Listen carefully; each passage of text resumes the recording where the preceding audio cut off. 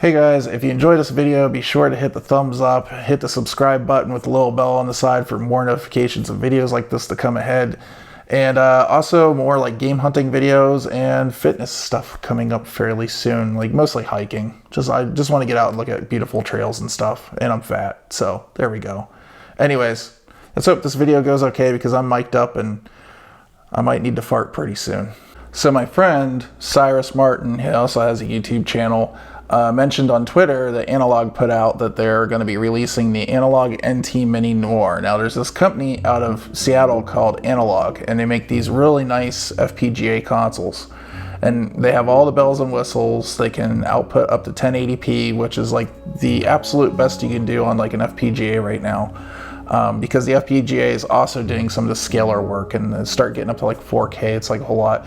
But really honestly what I've noticed is like once you get past 720, you're pretty much golden as far as like good video output to your HD TV. The HD TV can handle the rest of the upscaling. I have a 4K one and it looks stupid crisp, okay?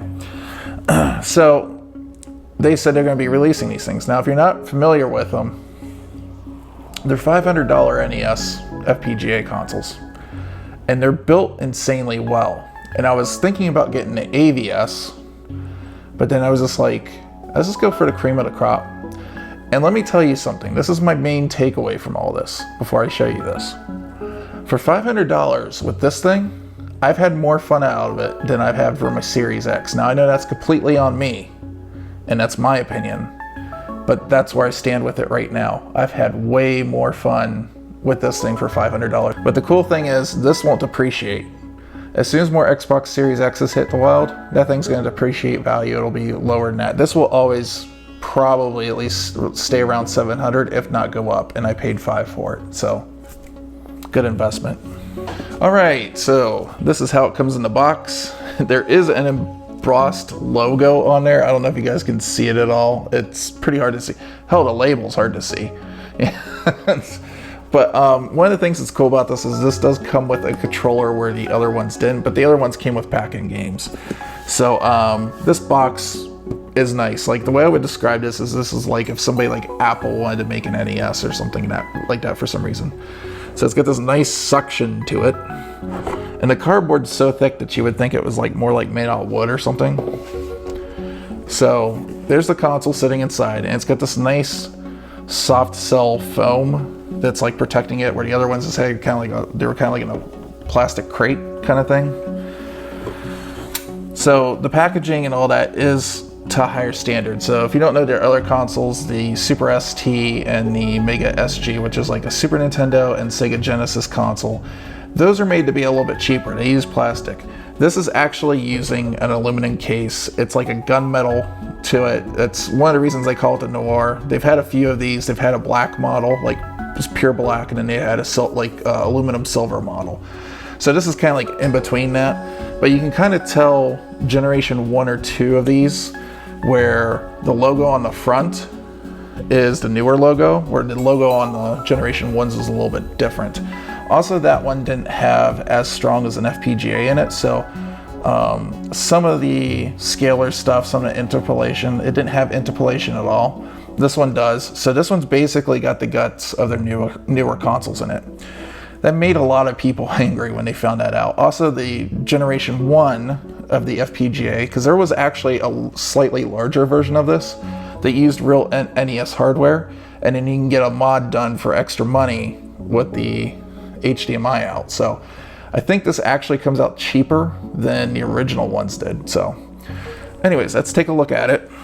All right, so on the front you have 4 controller ports instead of the normal 2 on the NES. So this basically has a 4-player game tap built into it, which is pretty nice.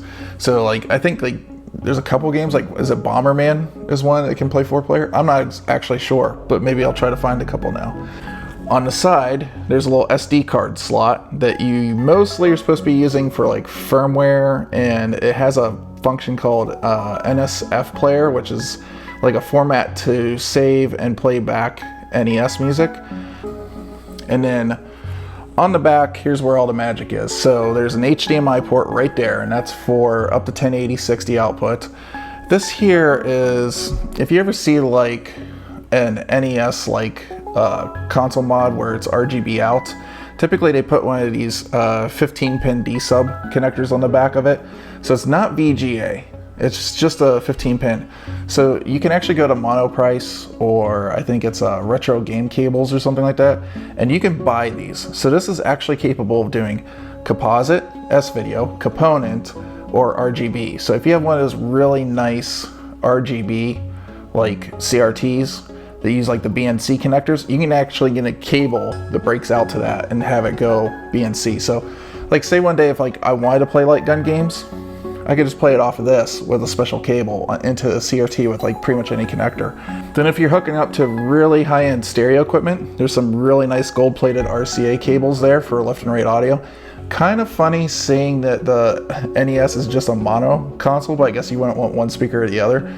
But then there's other stuff that this can kind of play through a jailbreak, which we'll talk about in a minute, that it can do left and right audio, or you can do like phase change on different like triangle, squares, or square channels and stuff like that, and have it kind of do like pseudo stereo that way. There's a headphone out, which I haven't tried yet, and a microphone in, because some of the Famicom games on the Famicom in Japan, which was the Nintendo over there, had a microphone and the second player controller, and some games like Zelda actually used it. So, and in the Famicom in Japan, the controllers were actually hardwired, so they had this little expansion port right here, and this is what you would plug your light guns in. There was like some 3D glasses that like you could plug into the system, so that's where those little extra Japanese preamps like plugged into the console. Then you got a barrel connector, which I prefer for power. A nice little power brick for this thing. This USB is not for data at all. This is basically for a little charging cable for your controller. You can plug it in back here and charge up your controller that way when this thing's like effectively asleep. And this is like the button to turn it on. I don't know why it's in the back. It could have been as easily in the front, I think, but it's not that bad. I've got a lot of room in my particular setup, so just every time I want to play it, I have to give it a reach around. And then this is badass. Like, look at this. So on the bottom, there's this polycarbonate layer where you can actually see the board underneath, and you can actually see the FPGA right there. It does get fingerprinty though. Oh, before we get all into that, we should look inside the rest of the box. So this little foam insert comes out. There's a little false floor here. This is where your cables and stuff would be. They're hooked up to the TV right now. But inside here, you get one 8-bit N30 2.4 gigahertz wireless controller. So this is not Bluetooth. This is like direct wireless, just like the Xbox controllers. There's a little dongle that each one of these has that they just sell. There's no sync cable, no nothing. So each one of these is paired to that particular controller.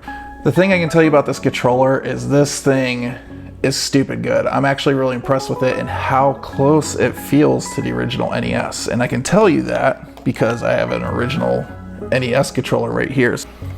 So if you look at the two side by side here, you can see they're very close, and they got like the spacing of the start and select buttons, the A and B buttons, and everything spot on. The D-pad feels exactly the same.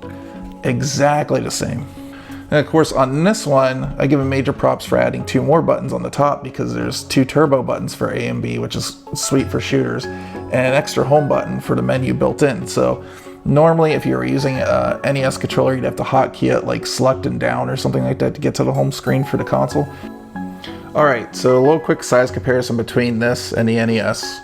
There you guys go, right there. If I turn it up like that, you can see roughly about size of it there. Now this thing does pretty much everything I want it to do. You can scale the image, you can throw some filters on it, you can throw scan lines on it. You can mess with like the audio channels a little bit to make it sound a little bit closer. There's really great references out there for like Smoke Monster's channel. He goes through like a really exhaustive like scaler menu setup if you want it looking like absolutely crystal clear picture on it. And My Life in Gaming did like a 40-minute video on this. So if you end up with one of these somehow, you can go over there and see how they've kind of tuned it. And then the other thing that's cool about this is if you have a Japanese cart for it that uses like Castlevania 3 that has like expansion audio, which is there's like a little chip in here for like extra music sound effects and stuff like that. This can play it. There's just an option you have to enable audio pass-through, but it works flawlessly. Matter of fact, if you don't have that, or for some reason like the chip on your cart's not working, then this can simulate that in hardware as well. However, I've noticed like the tone of it is a little bit off from my ear. Here, I'll just play a little quick clip of the difference between the two.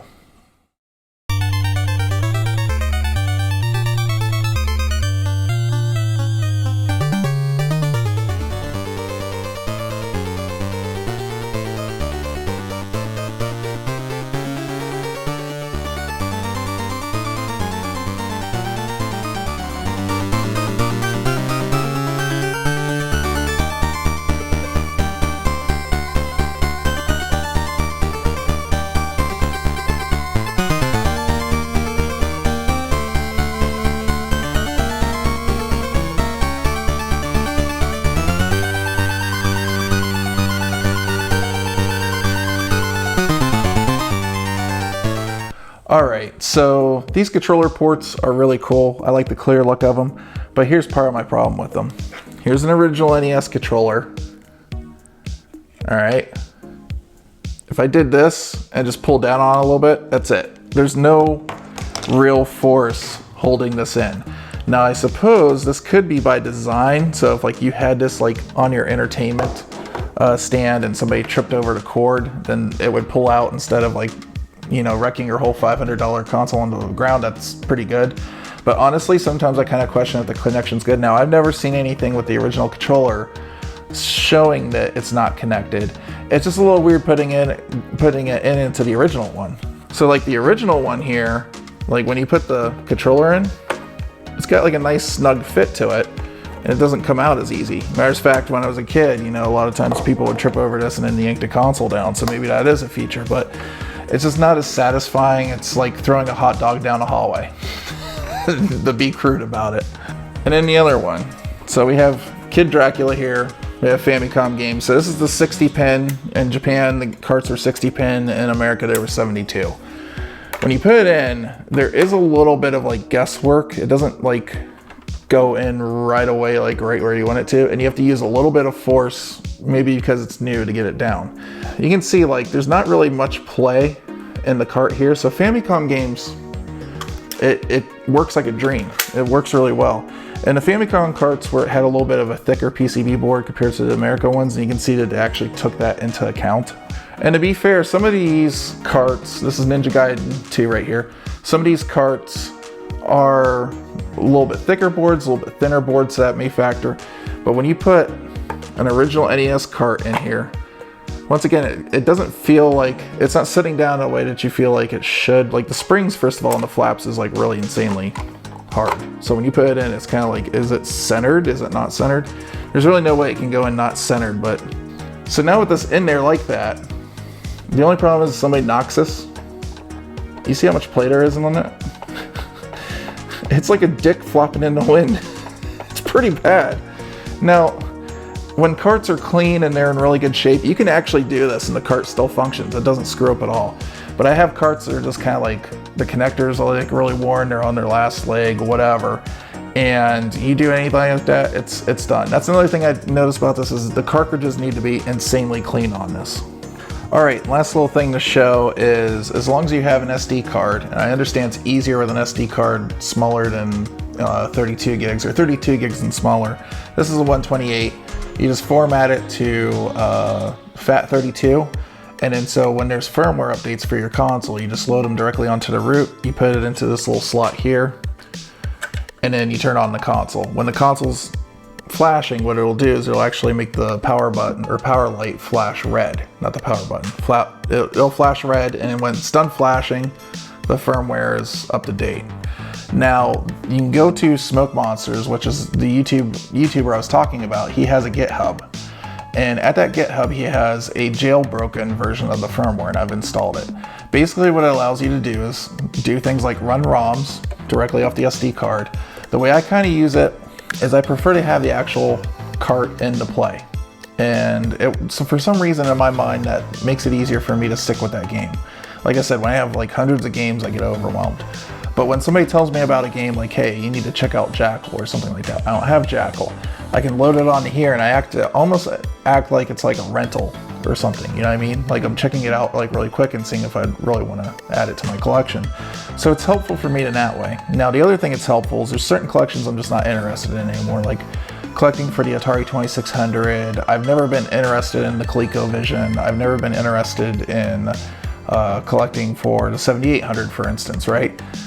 Well, there's cores on that Jailbreak that allow you to play all that. You can even play Sega Genesis on this, which is interesting because they have a Sega Genesis console, but I've noticed like a lot of the extra features and stuff you would see on that version of the console, it's just basically the plain core. There's some scaling options and stuff, that's it.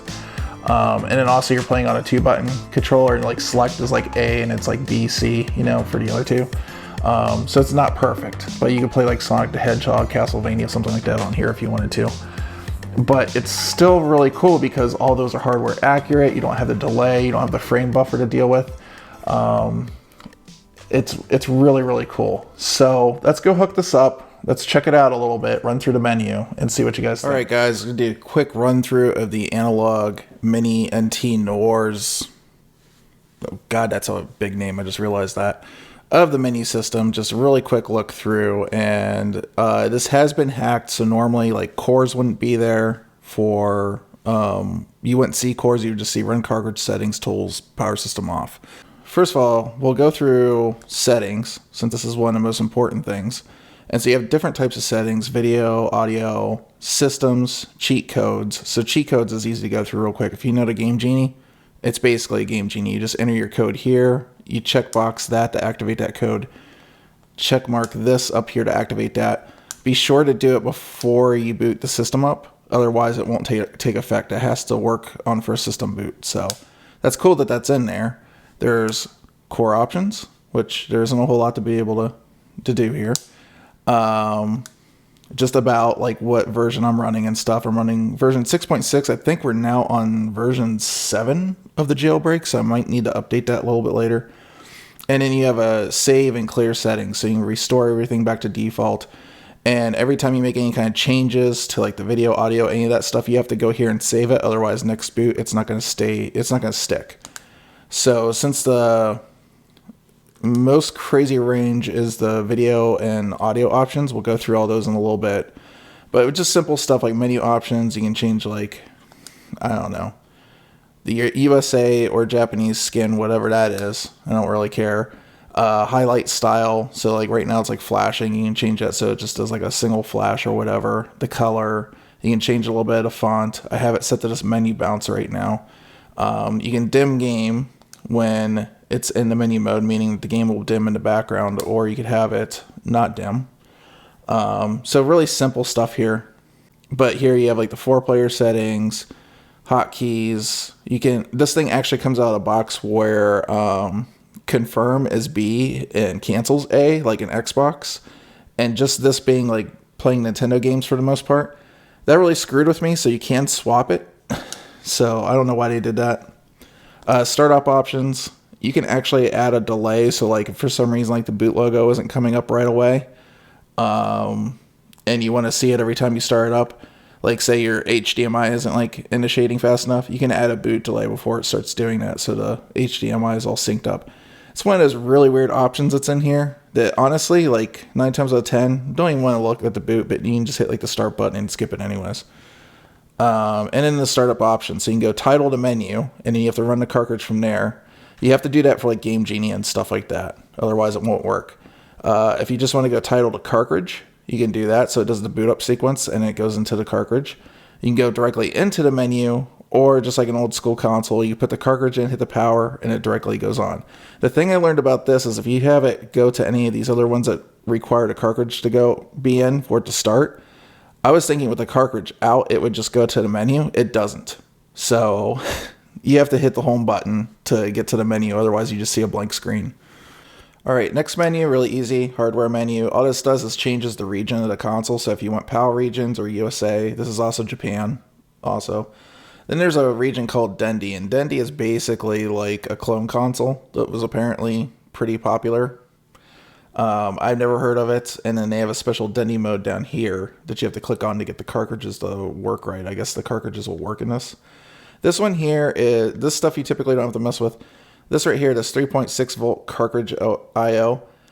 This helps if you get like indie ROMs. What am I looking for? Aftermarket, I guess, like stuff like Battle Kit and stuff like that. If you have problems reading the cartridge and it doesn't pop up, try hitting this. It'll basically volt it. I think it brings the voltage up just a little bit, and it works fine. And also, like the power light is RGB, and you can change the color and everything, or like do stuff like center pixel. So whatever the center pixel on the screen is, that's what color the RGB power light's gonna be. It's not even something I've pretty much noticed at all, so I don't even mess with it. All right, so these are some of the bigger settings. This is video right here. And with video, you're gonna be dealing with resolution. So you can set it to 480, 720, 1080. Screen size, this is very simplified screen size. So you can make it your game scaled 5 times height, 4 times height, or 4.5. 4.5 is a nice little medium for 1080p. But if you want like really, really super sharp, Smoke Monster has a really great video to go in depth with that. And he talks about how some games like Castlevania are actually letterboxed, and so they look a little bit better blown up on the screen compared to other games like, for instance, like Mario and stuff. It'll actually like overscan on the screen, so you have to bring it back down to like 4.5 or 4 height. And if you're worried about like integer scale and getting as sharp as image as possible, you're not going to do 4.5. You're going to do either 4 or 5 times height. So to do that, we'll show you that in a minute. You have scaler options. So you have different scalers like HQ, 2 times to 4 times, just like on an emulator. Scale 2 times to 3 times. And then this X-ray mode, which is really just kind of useless. If you ever want to disable the interpolation mode, this is where you do it. The only one I'd ever recommend disabling is if you actually have an integer scale of exactly 4 or 5 times height. Vertical makes it look a little bit sharper by disabling this, but keep the horizontal on. And then scan lines, very simple. You can turn scan lines on and off. Let me start a game so we can see here. So we'll just start up some Ninja Gaiden 2. And we'll go here into the settings. And it's just running in the background. And we go in here in scan lines. And if I turn these on. Alright, give me an image. There we go. So you can see how the scan lines kind of turn on. And hybrid scan lines, what they do is they kind of mimic like what a CRT's phosphorus screen would do. So if you have like a bright area on the scan line, it's going to kind of bleed into the next one a little bit easier, where the scan lines will really pop in the dark areas. But it looks all right, even for 1080. You know, it doesn't look bad. However, I'll tell you, like, to get the best out of this, you still want an integer scale of an even 4 or 5 times. You don't want an integer scale of like 4.5. This is like the worst example of this right now. All right, so some last things here. This is for analog output. Some of this stuff is specifically if you get the extra DAC, which you don't really need on this console because it has it built in. Some of these advanced settings, this is stuff I don't really know anything about or have messed with, so I can't give you like good information on it, but I'm sure somebody out there does. So, and then the weird thing is in extra features under here. Even on HDMI, sometimes you will get like weird, like the top line will have some noise and stuff, because typically that would be in the overscan area on the CRT. You wouldn't see it. And it's just like the system just rendering the image. If you enable this, even though it's under analog settings, it will help clean that up a little bit. Then right here, if you've ever seen like flicker in certain games, like say like Ninja Turtles or anything like that, you enable this. What this allows is more sprites per scan line. And then these here are just color palette.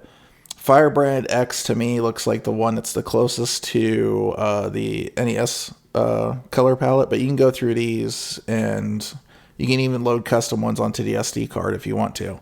And you just go to their forums, they'll show you how to do that.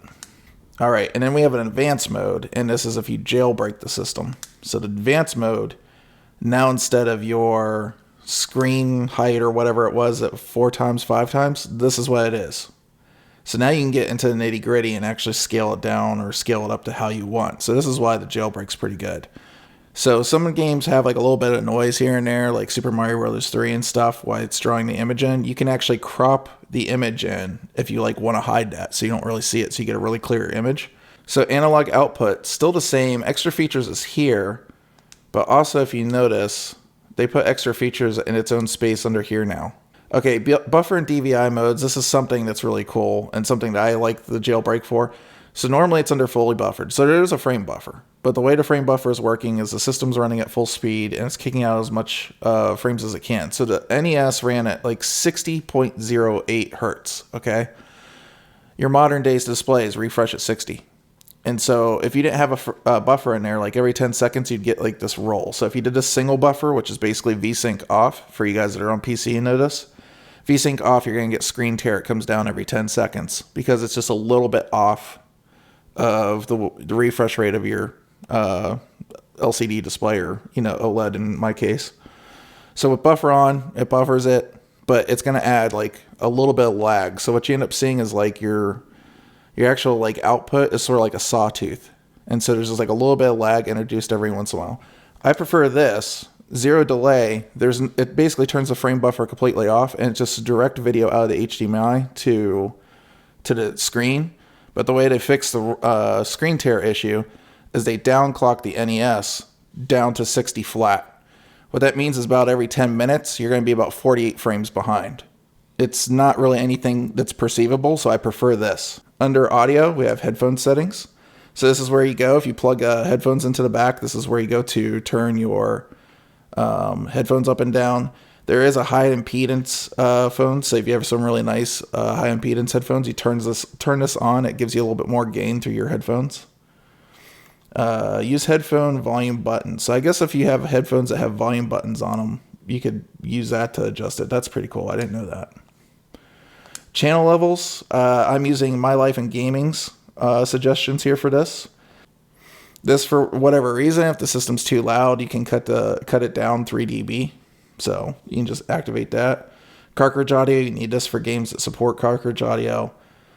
Swap left and right. Honestly, it doesn't really matter. I mean, like I said, the NES is going to be stereo anyways. This is your cartridge audio level, so anything like Castlevania has an extra audio chip in it. This is where you would like turn it up or down to mix with the regular sound out of the NES. Okay, now we're getting to the interesting part of the Jailbreak. This is probably the part that like somebody like Nintendo is not going to like a whole lot. But here you go. These are all the cores that are available on here. So you can play NES, obviously, Atari 2600, Genesis, Game Gear, Game Boy, Intellivision. The SPC player is for Super Nintendo games, I think. Arcadia 2001, never heard of it. Creativision, Game King, RCA Studio 2, Video Brain. Then there's the NSF player, which this is unlocked, by the way, normally if you don't jailbreak the system. Atari 7800, so you can play all the Ninja Golf you want. Sega Master System, ColecoVision, Game Boy Color, Manderbolt, I've never even heard of that. Advanced Vision, Channel F, I know what that is. Game 8, Odyssey 2, Supervision, Hyperduck. So there's a lot of those I don't know. We'll just check a couple of these out. But as you can see with like NES, let's load up. Let's do Ninja Gaiden 3, since we did 2 just a minute ago. And so you can see it just loads ROMs and just plays them.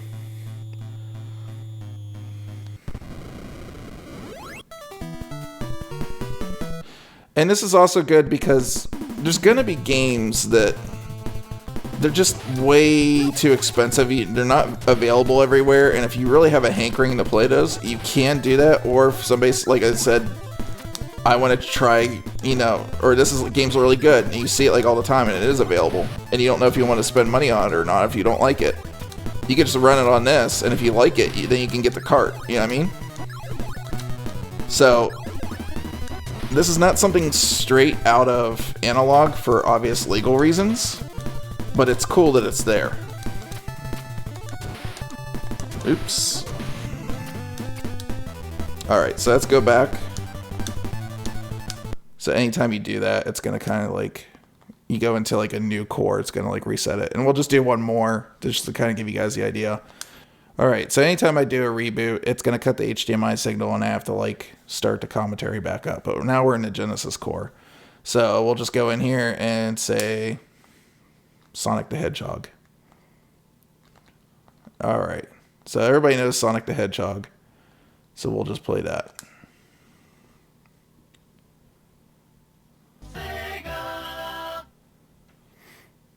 And so things like Street Fighter, things like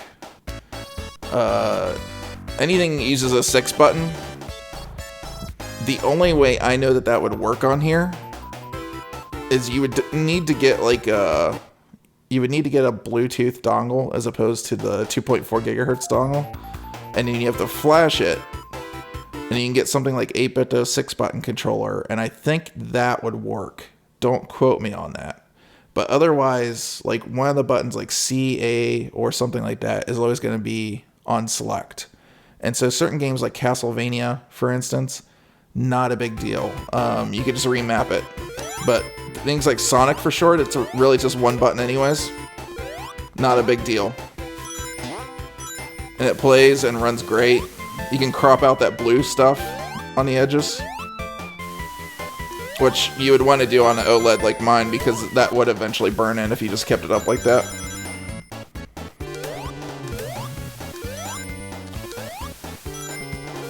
But it runs great, and it's got the same benefit of like very, very little lag in the presentation.